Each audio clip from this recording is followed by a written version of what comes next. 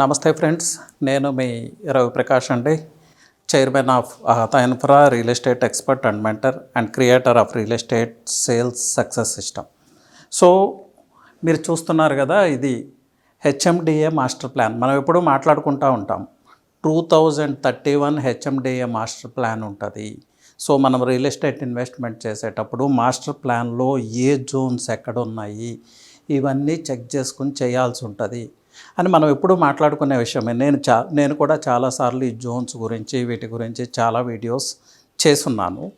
ఈరోజు కొన్ని హైవేస్ గురించి మీకు ఈ మాస్టర్ ప్లాన్ త్రూ ఎక్స్ప్లెయిన్ చేస్తాను. సో మీకు క్రిస్టల్ క్లియర్ ఎక్స్పీరియన్స్ వస్తుంది. సో ఎక్కడ ఇన్వెస్ట్ చేస్తే ఏ జోన్ పక్కన ఎలా ఇన్వెస్ట్ చేయాలి, ఇలాంటి విషయాలన్నీ మీకు ఒక ఐడియా వస్తాయి.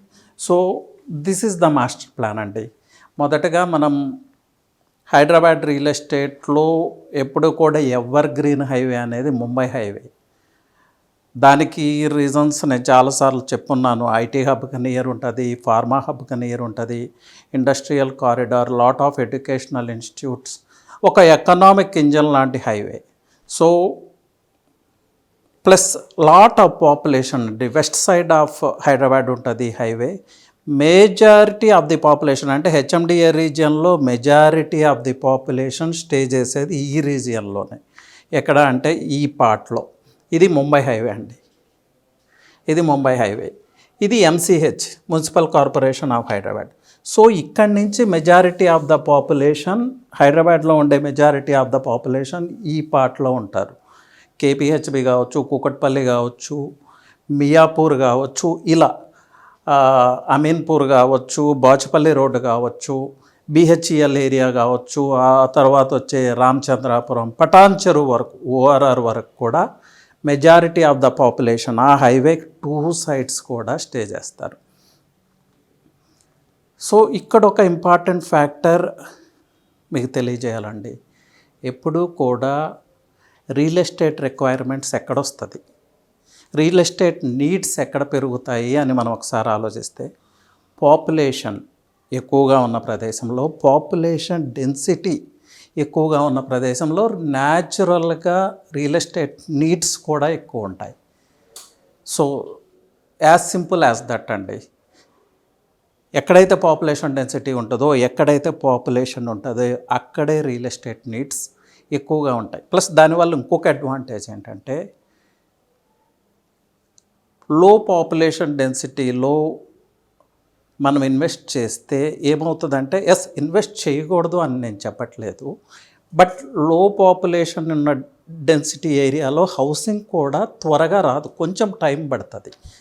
హౌసింగ్ రానప్పుడు ఏమవుతుంది, ఫ్లాట్స్గానే ఉండిపోతాయి. వెంచర్ వేసిన తర్వాత, వెంచర్ కంప్లీట్ అయిన తర్వాత కూడా 10 ఇయర్స్ పాటు, 15 ఇయర్స్ పాటు ఆ వెంచర్లో హౌసింగ్ లేదనుకోండి, ఆ ఫ్లాట్ ప్రైజెస్ కూడా అలాగే ఉంటాయి, మనం అనుకున్నంతగా గ్రో అవ్వదు. So this is important factor. That is why ఈ హైవేకి ఇంత డిమాండ్ ఉండటానికి రీజన్, ఈ ముంబై హైవేకి ఈ డిమాండ్ ఉండటానికి రీజన్ ఏంటి అంటే, Mumbai highway plus west part of Hyderabad కూడా ఈ డిమాండ్ ఉండటానికి రీజన్ ఏంటంటే, మెజారిటీ ఆఫ్ ద పాపులేషన్ ఉండే జోన్.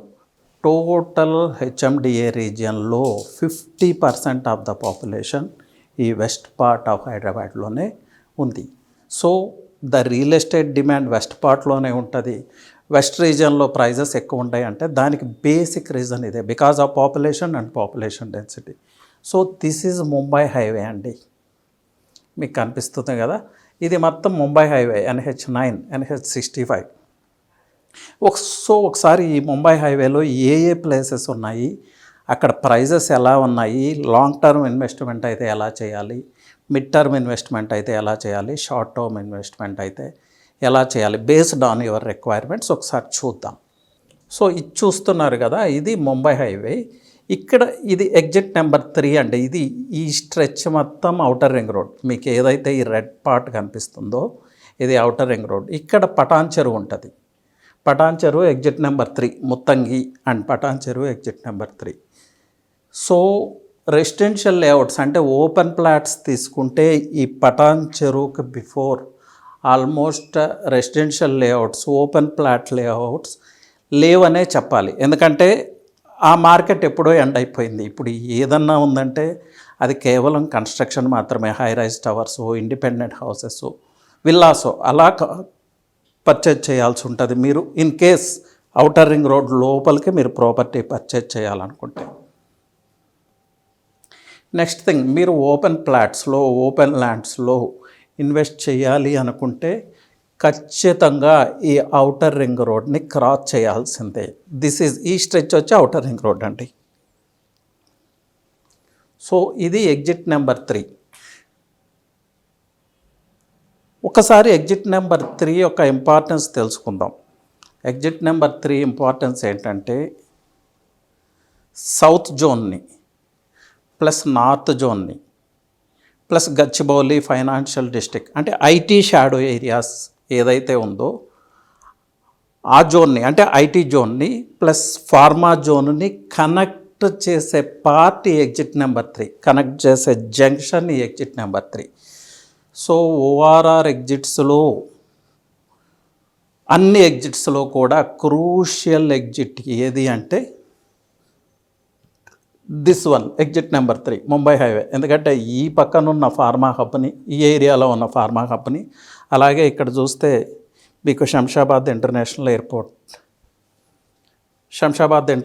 ఎయిర్పోర్ట్ నుంచి కూడా ఇదంతా గచ్చిబౌలి ఫైనాన్షియల్ డిస్ట్రిక్ట్, ఈ కోకాపేట ఎస్జెడ్ ఇక్కడ వస్తుంది. ఇక్కడ కనిపిస్తుంది కదా మీకు ఉస్మాన్ సాగర్, గండిపేట్, ఈ ప్రాంతాల్లోనే కోకాపేట్, నెక్స్ట్ వచ్చి మోకిలా, నెక్స్ట్ శంకర్పల్లి, ఖానాపూర్, ఇలాంటి ప్రీమియం ప్లేసెస్. అలాగే ఎగ్జిట్ నెంబర్ 2 తీసుకుంటే కొల్లూరు, ఇదంతా ప్రీమియం ప్లేస్ అండి. ఈ ప్లేస్ అంతా కూడా premium place.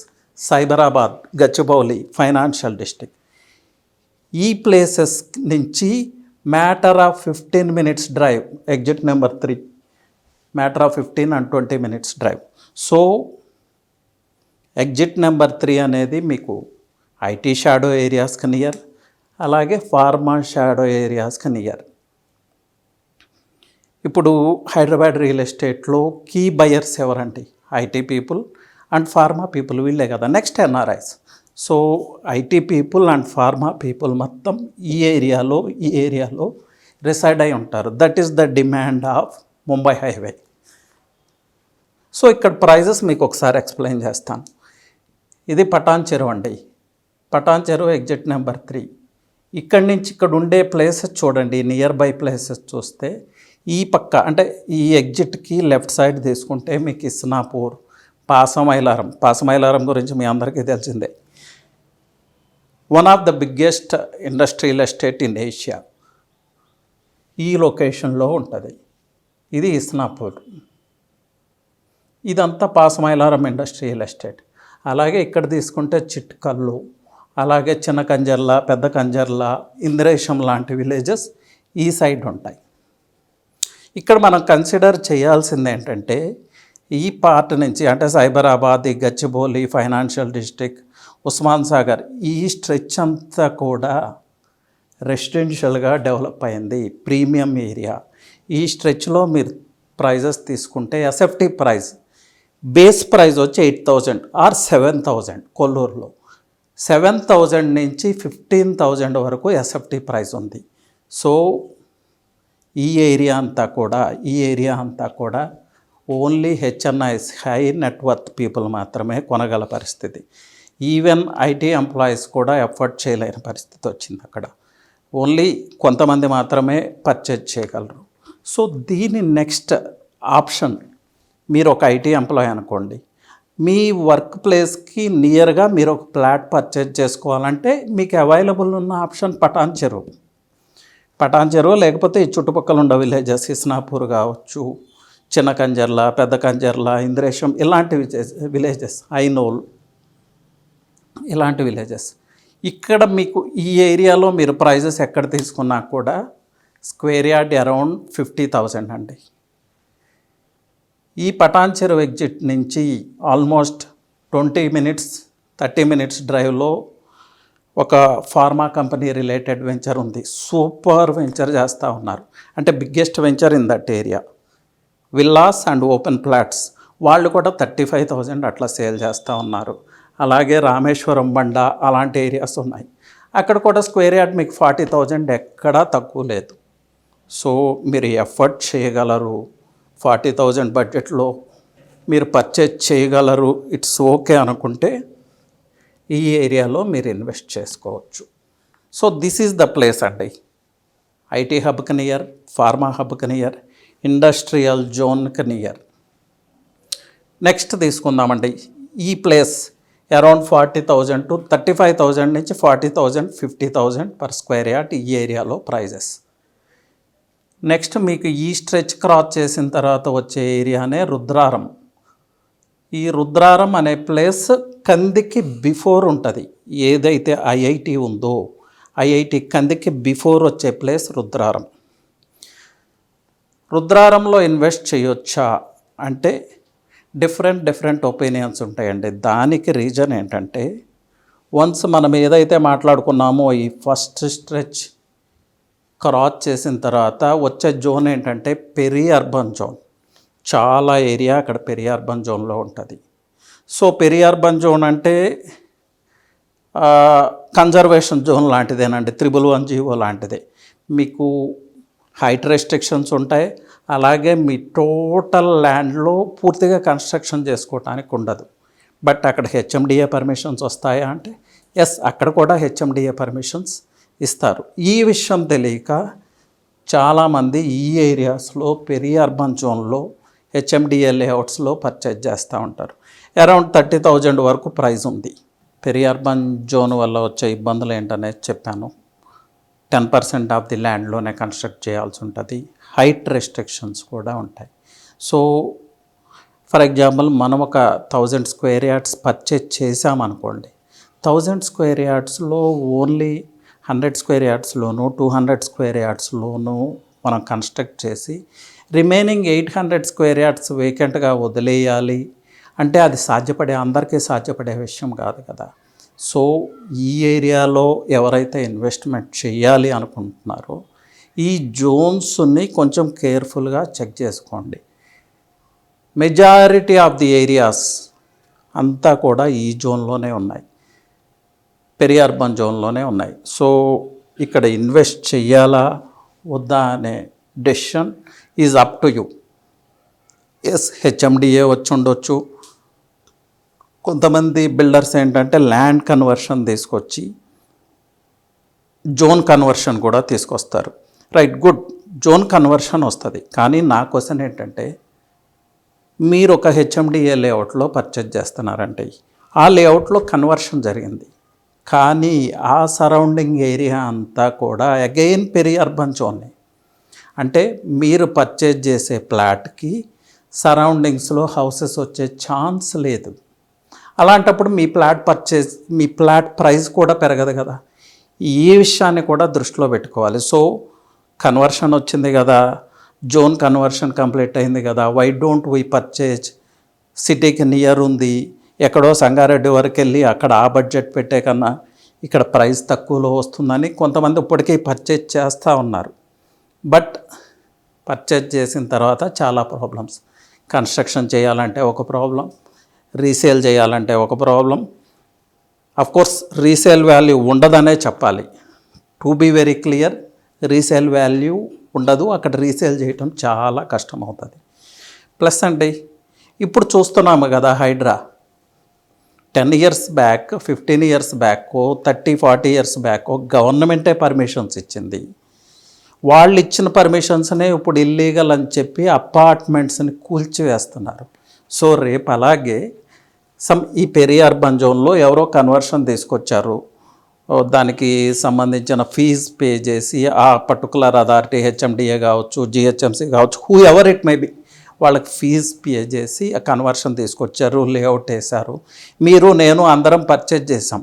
But after 5 years or 10 years somebody May court to court, నా ల్యాండ్ పెరి అర్బన్ జోన్లో ఎందుకు ఉంది, పక్క ల్యాండ్కి మీరు ఎందుకు పర్మిషన్ ఇచ్చారు, అక్కడ కన్స్ట్రక్షన్ ఎలా పర్మిట్ చేస్తున్నారు, అక్కడ పర్మిట్ చేసినప్పుడు నా ల్యాండ్లో ఎందుకు పర్చేజ్ చేయట్లేదు, ఎందుకు కన్స్ట్రక్షన్కి పర్మిషన్ ఇవ్వట్లేదు. సో దిస్ ఈజ్ క్వశ్చనబుల్ అన్నమాట. సో ఇలాంటి ప్రాబ్లమ్స్ అన్నీ ఉంటాయి. 30-40 years బ్యాక్ కన్స్ట్రక్షన్ చేస్తున్నప్పుడు చేసిన వెంచర్స్నే ఇప్పుడు ఇల్లీగల్ అని డిస్ట్రాయ్ చేస్తున్నప్పుడు ఇలాంటి విషయాలు రిపీట్ అయ్యే ఛాన్స్ అయితే 100% ఉంది. Somebody may go to court challenge all these things. అప్పుడు మనం ఏం చేస్తామండి, అప్పుడు స్కేప్ గోట్ మనం అవుతాం. ఎవరైతే పర్చేజ్ చేశారో వాళ్ళు స్కేప్ గోట్ అవుతారు. సో అక్కడ పర్చేజ్ చేయాలా చేయకూడదా ఏం చేయాలనేది డెసిషన్ ఈజ్ ఎవర్స్. నా విషయం నా రోల్ ఏంటంటే అక్కడ ఉన్న పాజిటివ్స్ అక్కడ ఉన్న నెగిటివ్స్ చెప్పడం వరకే నా రోల్. మీరు పర్చేజ్ చేయండి పర్చేజ్ చేయొద్దు అనేది I can't advise, that's up to you.